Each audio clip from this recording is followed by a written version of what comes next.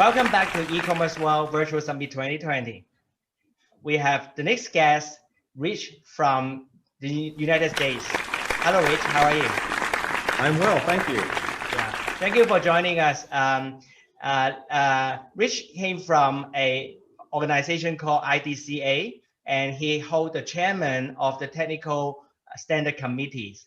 And today he's going to share with us the pandemic happens in the United States and how the digital economies has been changing. So Rich, can you tell us how's everything's going in the States now? There was chaos early in the pandemic, which we will discuss, when bad actors figured out that governments and businesses were distracted. They saw that as a window of opportunity and attacked accordingly. And ransomware attacks, successful ransomware attacks, and data exfiltrations are actually not decreasing yet. They are still going on. U.S. industry and the government are adapting, but it's still a little bit messy over here. Right. You know what? We just had another discussion with my friends from Europe. We're talking about a very sensitive issue that is during the pandemic.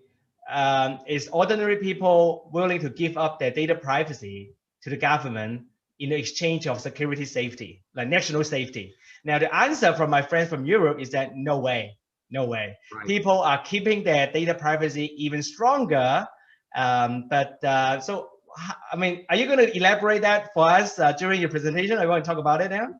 There is a little bit in the presentation, but just to lead into it, I believe most Americans for $5 will sell all their privacy. I'm not one of those. I'm a cybersecurity person myself, right. So I'm more towards the European side, and I think we need more of that here. But the American consumer is, presenter's opinion, right. Almost reckless with their personal information. I treasure my privacy, but I have a lot of gray hair. Okay. So yeah, we should put up another panel session between you and my friend from Netherlands together next time. Well, without delaying our audience interest, let us go into Rich's presentation. Thank you very much, Rich. Well, thank you. Greetings. I am here representing the IDCA, and I wanted to tell you a little bit about myself in the IDCA. So, not to read this slide back to you, the International Data Center Authority is an association of dedicated professionals. It's a not-for-profit, and we believe that application uptime engineering and application availability standards and processes are still stuck in the 90s, in the last century, and we are working together to push this forward. That is our charter. I am Rich Banta. I hold a variety of cybersecurity and data center credentials, and I am chairman of the IDCA Technical Standards Committee, and it is our charter in particular to push these standards into the present and build something we can build on in the future as well. I serve on the state of Indiana, which is equivalent to a province elsewhere, on our governor's executive council on cybersecurity, and we have had several work groups and task forces activated since the pandemic began. As soon as we locked down, they put us into action.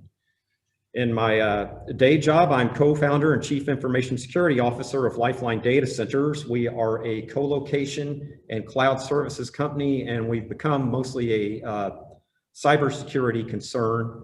I also hold patents in data center power distribution and in electromagnetic pulse protection and defense. Wow, impressive.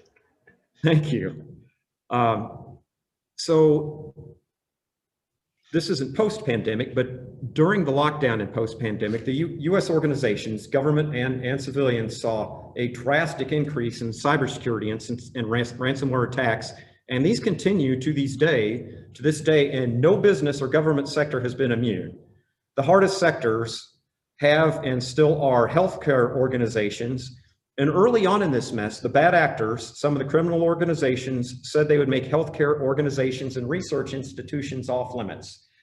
They reneged on that within 24 hours. And in the United States, several very large hospital networks, regional hospital networks, have been hit with ransomware successfully. U.S. authorities will not disclose whether those organizations paid or were able to find a way out of it. Large educational institutions, because universities have very large, high volume, relatively unsecured networks, they're ripe grounds. And smaller government agencies in the United States below the provincial level, but at the county and small city level are very vulnerable, and they're being exploited, in particular with ransomware, but vulnerable corporate networks and unsophisticated small businesses are still suffering greatly. So since this all started in March, at least half of all US organizations have experienced cybersecurity incidents of some time. And I would, in the case of my organization, we're a cybersecurity concern and our firewalls have been hit. Our log files are huge from bad actors exploiting known vulnerabilities against our equipment. We, of course, have patched and upgraded our equipment, but we are still seeing attacks at a volume we were not seeing before this. And if you have not applied these patches, the people getting exploited are the ones who have not done cybersecurity due diligence for the most part. But the ransomware growth has been extreme, and mobile device vulnerabilities. People just tend not to patch their iPad or their tablet or their laptop as diligently as a professional organization does a laptop or an computer using device. And globally, there's been a 148% spike in ransomware attacks, with the finance industry being a special target. The financial industry, at least in the United States, had already grown weary of this. It was affecting their bottom line. And in the United States, if there's money involved, corporations will act. There have been 20,000 new vulnerabilities or new flavors of exploits and malware predicted for 2020. And when I was researching for this presentation, we're going to go higher than that. We're trending to something well beyond that. And because so many people are working from home using their own devices, there's been a massive increase in mobile vulnerabilities. And this is because corporate and personal networks, because of remote office work, are now blurry or just outright combined. And new fingerprints of samples of ransomware are up 72%, tying back to the 20,000 new vulnerabilities. And the United States and European countries and Middle Eastern countries are seeing attacks on their critical infrastructure, their SCADA, their power systems. And healthcare companies are absolutely critical, and they're taking the brunt of this. Public research labs are under attack as well. Now, on the privacy front, this is peculiar to the US. Briefly, we had record high unemployment that is coming back under control to pre-pandemic levels. Well, post-2008 recession levels, we're back to that now, but there were a lot of people applying for more employment, more generous unemployment benefits. And fraud is so bad that it's overwhelming state or provincial and local government systems. There's a state in the United States where 80% of unemployment benefits are going to fraudulent parties, not to the intended victims of all of this. And this fraud is most easily perpetrated using private information that was stolen some time ago. It's for sale on the dark web, but it's out there, it's available. And if you have a social security number and some correlating information, then it makes it very easy to perpetrate. And that is what has been going on. So why did this happen during the pandemic? As we touched on briefly earlier, everybody was really distracted.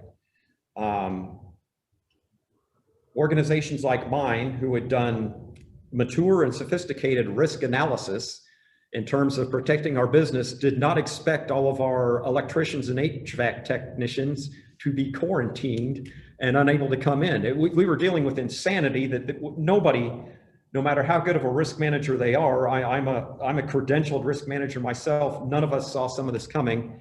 And if people like my organization, which is a little ahead of the game, didn't see this coming, regular organizations that got hit, they were just tremendously distracted. State and local governments were clearing out hospitals, coming up with isolation policies, formulating plans, and cybersecurity kind of fell by the wayside. My particular state assembled, as soon as this started, they assembled the task force I serve on, and we feel like we got a little bit out in front of it. Why have the bad actors been so successful? Because there's no denying they've done very well during this. One of the big reasons is remote work via personal devices. People do not use application whitelisting or update their virus signatures or do any due diligence on their personal devices. These relatively unsecure personal devices then reside on home networks. These home networks have a lot of Internet of Things on them. Not to pick on a Samsung refrigerator, but if your Samsung refrigerator is attached to your network, or your floor vacuuming robot is attached to your home network, I haven't received security updates for either one of those devices for 3 years. So we have unpatched Linux kernels and very vulnerable software out there, which can be compromised on these networks and sit there working 24/7, 365, waiting for the user to log into their corporate network via VPN, and the bad actors then have a way into the corporate network.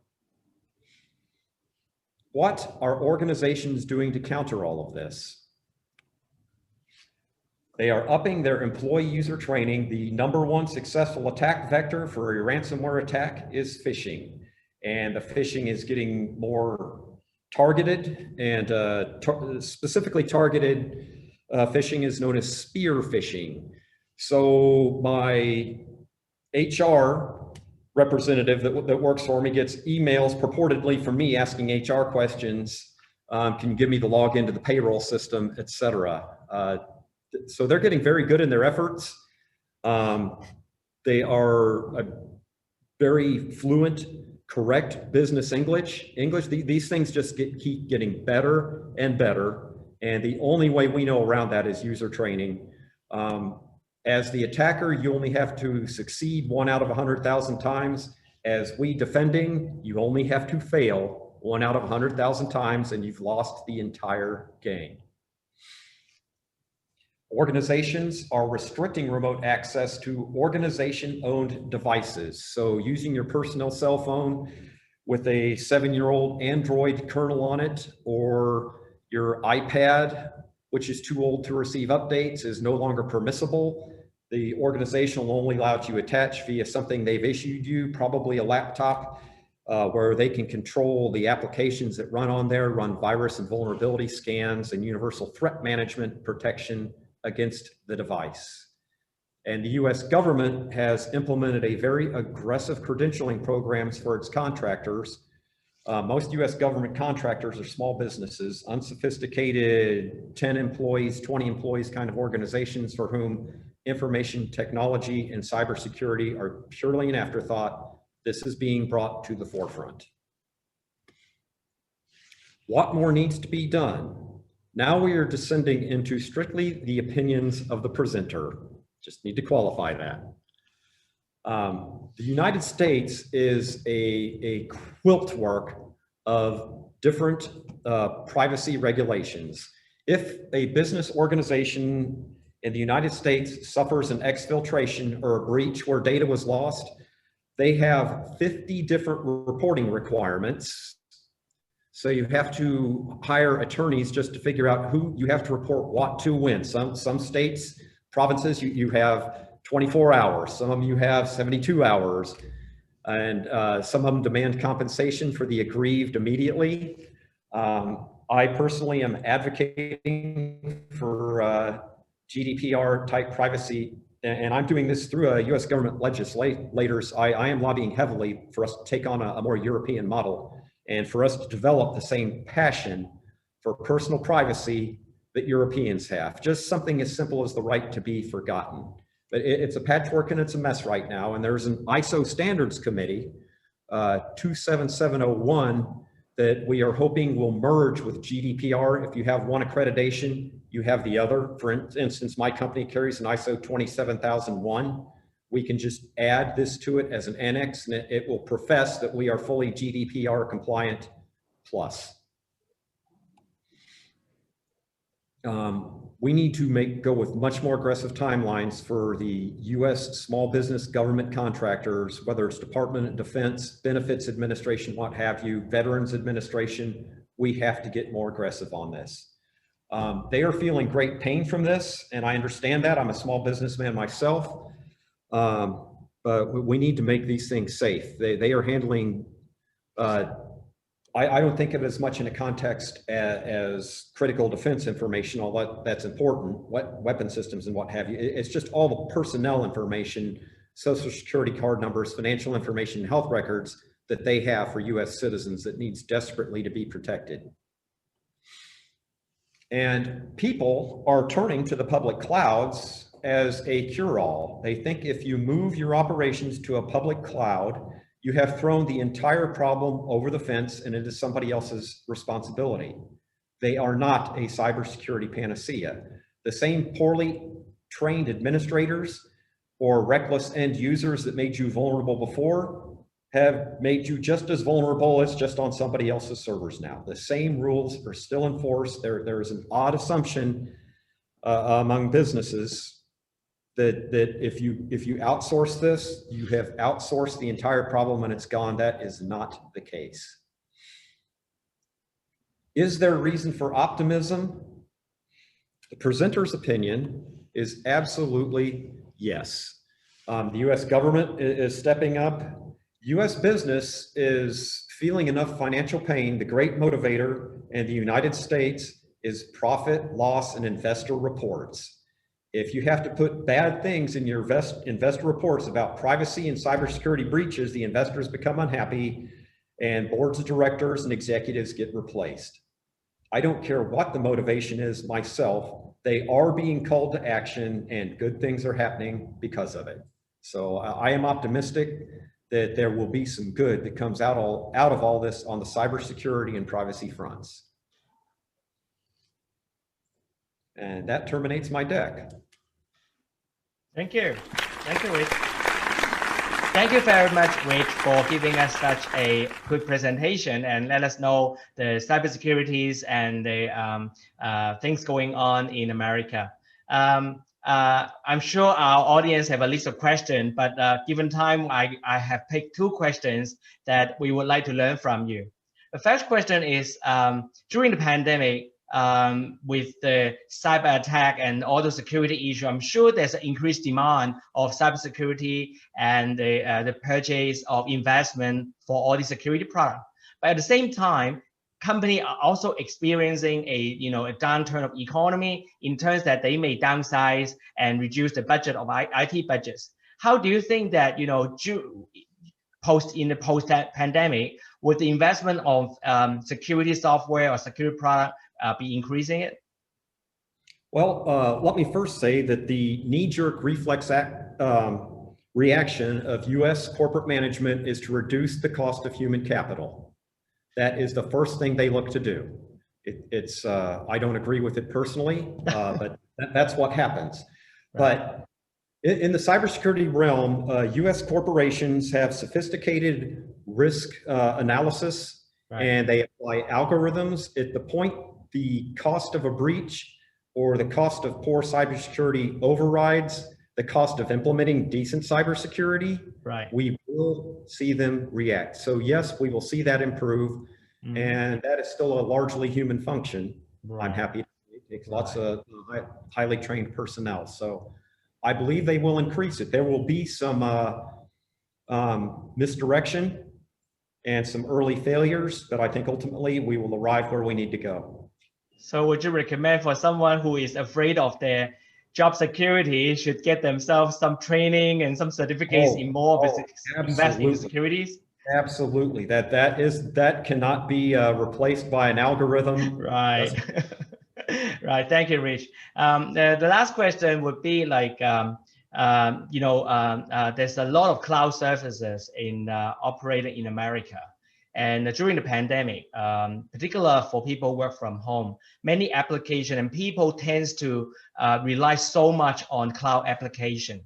Global citizen, we have a lot of trust on all these big cloud services. Do you think as a new normal that people just go towards increase the trust and put everything on cloud, the more and the more as to go?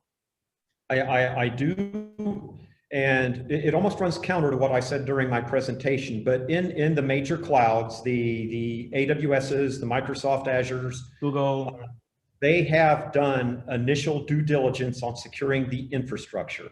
The actual platform, the email servers and all that is hardened. So people are going to go there. Where they are going to initially fail is controlling user passwords and all the usual human factors of it. But we have headed to the cloud, and very little of it is coming back out, and that trend will continue. Right. It's a matter of fact, I was trying to reverse my question to another side, is that because security is one of the things, not just in America, I think every single part of the world and government is concerning. To twist around my question, would there be another way to go, is that it will be a decentralized of cloud, that the different country, different government is going to build their own cloud instead of all moving into America? That's the other way around. There is a movement in the US for government pre-authorized cloud. It's called FedRAMP. It can only be onshore, but they're the people that have gone to the monster. We are seeing waves in my cloud service provider business of entities that have gone to the monster megalith clouds, and security is tough. They're not trained in it. They need somebody to hold their hand. They still need a human touch. Right. And it's difficult to get that out of the really large. They want you, if you get as far as a chat, which is actually a human and not a bot. Yeah. So I think we are seeing people come back out of the cloud that need the extra hand holding and need the extra help. The larger, more sophisticated operations will move there and thrive. Right. Okay. Well, we love to continue chatting with you, Rich, but we have limited time. But thank you so much to spend your time in your morning time, which is 12-hour difference. It's evening here in Hong Kong. And it was great that we have a virtual event that everybody in Hong Kong in our daytime can still seeing you while you're sleeping. Oh, I thank you so much for having me. Really thank you, Rich. Thank you. And hope to see you next time physically in person. Thank you so much. Absolutely. Bye-bye. Yes, sir.